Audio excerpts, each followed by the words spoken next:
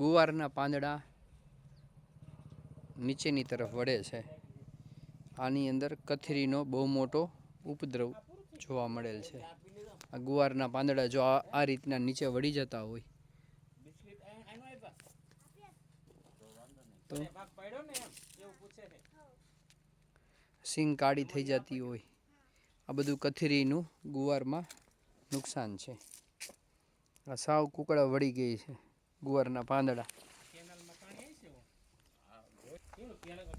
આ રીતના ગુવારના પાંદડા જો થઈ જતા હોય તો આના માટે ધાનુકા કંપનીનું ડિસાઇડ દવા એક પંપમાં 50 આ રીતના જો ગુવારના પાંદડા અને ડોકા થઈ જતા હોય તો ધાનુકા કંપનીનું ડિસાઇડ દવા એક પંપમાં 50 ગ્રામ નાખી અને એનો ઉપયોગ કરો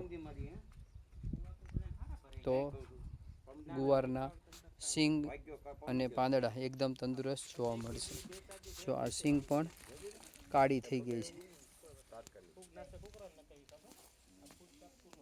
ડોકા કાળા થઈ, આ કથરીનો મોટો ઉપદ્રવ છે.